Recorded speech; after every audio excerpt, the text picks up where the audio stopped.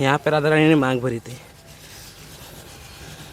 ये सिंदूरी शिला है जो शरद पूर्णिमा की रात आती है। उस दिन कृष्ण भगवान ने 16,108 गोपियों के साथ में राज किया था, जो जिसे बोलते हैं महाराज। ऐसा है राधा रानी 16 श्रृंगार करके आई ना बरसाने से, तो मांग भरना और टीकी लगाना भूल गई। ये सिंदूरी शिला है, यहीं राधा जी ने मांग भरी थी। जिस औरत की सिंगार मांग में सिंदूर ना हो, माथे पे टीका ना हो, उसका सारा सिंगार फीका है।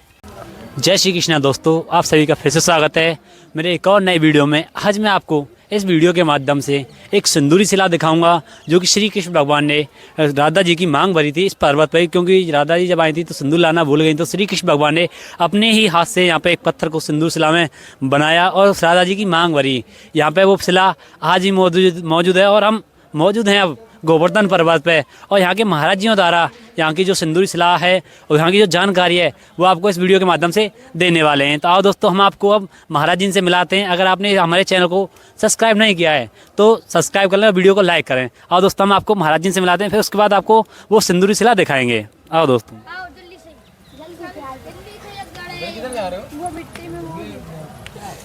राधे राधे महाराज जी। ऐसा है राधा रानी 16 श्रृंगार करके आई ना बरसाने से, तो मांग भरना और टीकी लगाना भूल गई। ये सिंदूरी शिला है, यहीं राधा जी ने मांग भरी थी।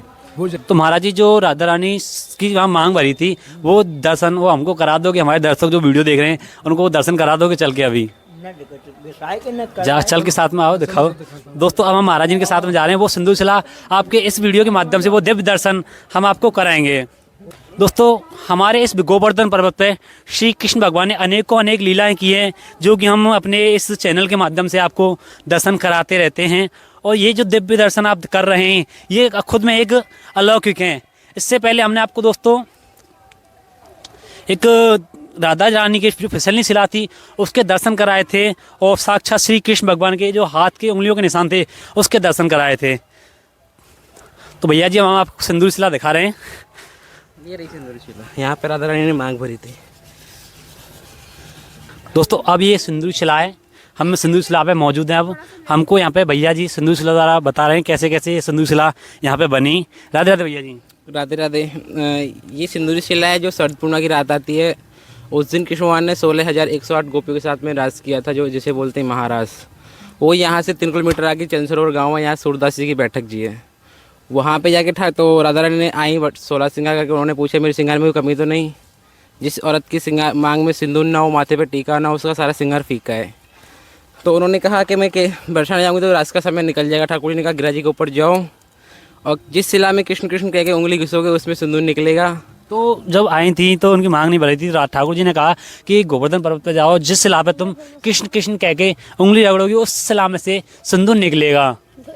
तो इधर में ये सिंदूरी शिला है। यहाँ पे आके उन्होंने मांग भरी। काफ़ी सारी गोपियों के, किसी का झुमका नहीं, किसी का काजल नहीं। तो यहाँ पे गिरिराज जी के ऊपर आके सब ने प्रार्थना की तो सब ठाकुर जी को, तो ठाकुर जी ने सबको दिया उनके लिए। तो वो झुमका वगैरह वो सब दिए थे। हाँ, वो यहाँ पे बने हुए हैं आगे।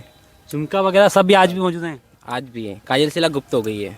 तो दोस्तों, ये थी देखो सिंदूर शिला। देखो हम भी आपको, देखो हमारा एक सेकंड रुको, देखो दोस्तों, अब हमारा हाथ बिल्कुल देखो खाली है, कुछ भी नहीं है। और देखो आपके सामने गिरजा करके दिखाते हैं, कृष्ण कृष्ण कृष्ण कृष्ण।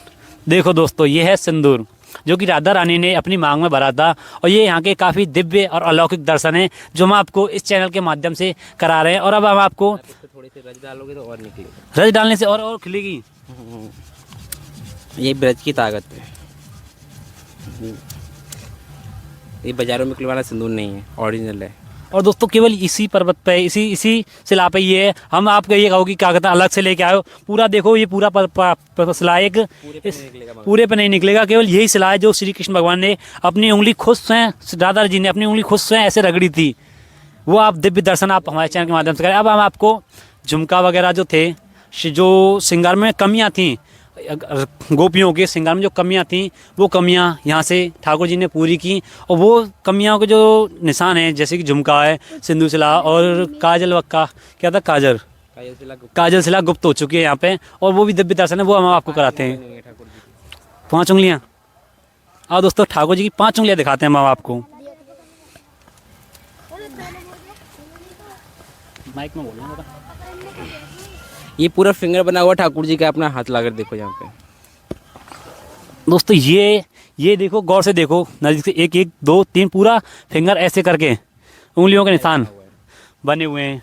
इधर पैर बना हुआ है। और देखो ये ठाकुर जी का पैर है। महाराज जी आप भी बताओ।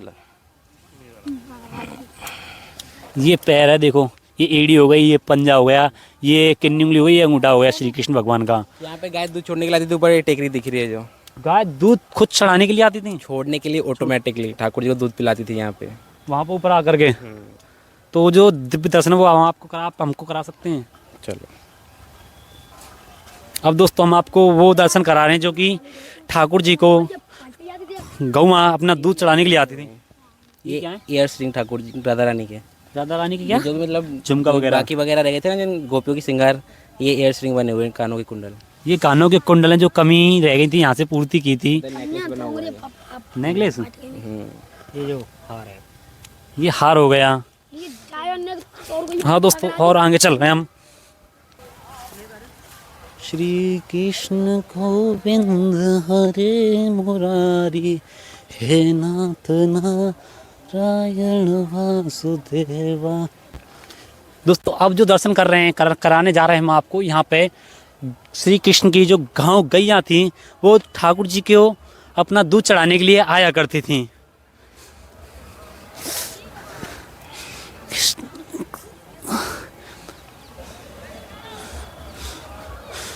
दोस्तों इस जगह पे जो गैया थी वो अपना दूध चढ़ाने के लिए आया करती थी।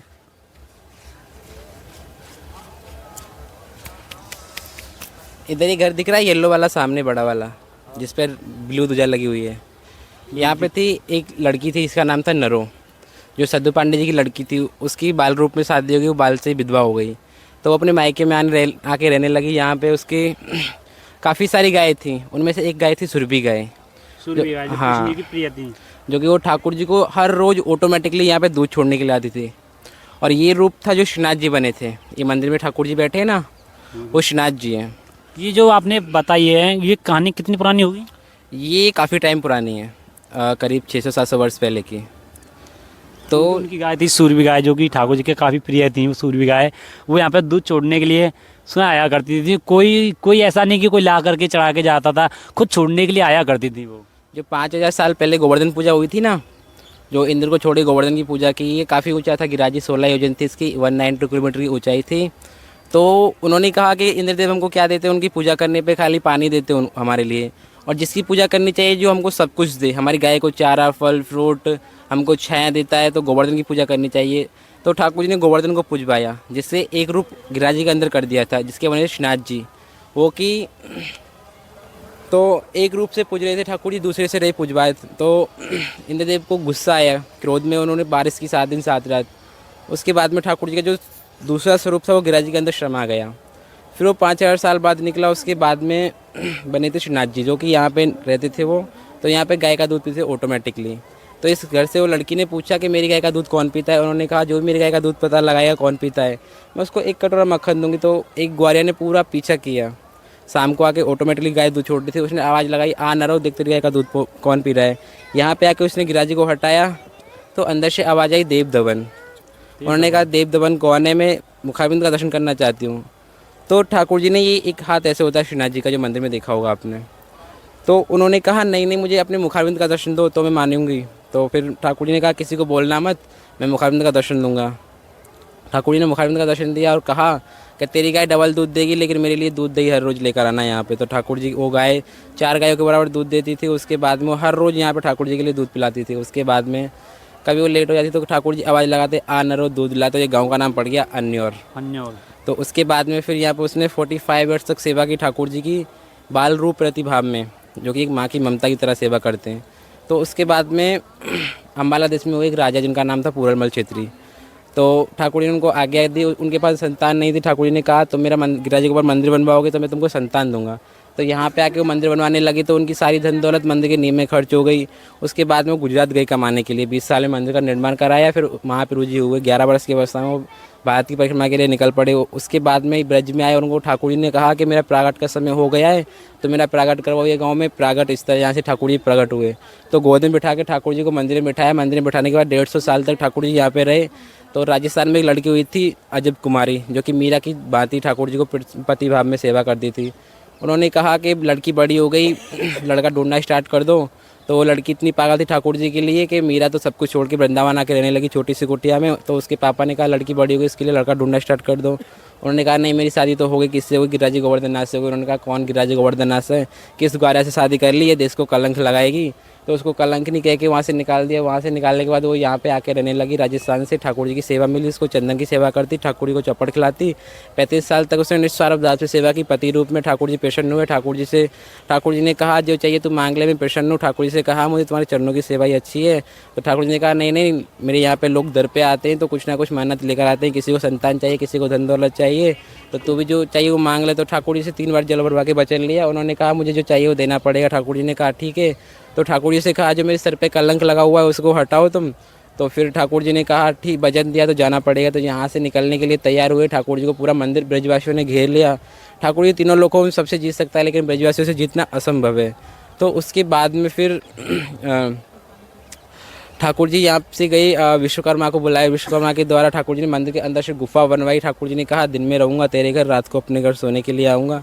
तो ठाकुर जी 500 साल के लिए यहाँ से गए। 450 साल हो गए। अभी कुछ टाइम बाद ठाकुर जी श्रीनाथ जी से यहाँ पे आ जाएंगे। तो हर रोज़ यहाँ पे सोने के लिए ठाकुर जी रात को आते हैं।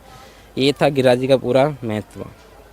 तो दोस्तों भैया ने हमारे साथ में मिल करके काफ़ी अच्छी जानकारी दी। गिरिराज जी का जो पूरा महत्व था वो सब कुछ बता दिया है। तो अगर आपको ये वीडियो अच्छी लगी हो तो वीडियो को लाइक और चैनल को सब्सक्राइब अवश्य करें। और अब हम आपको मिलते हैं एक और नई वीडियो के साथ। जब तक के लिए राधे राधे।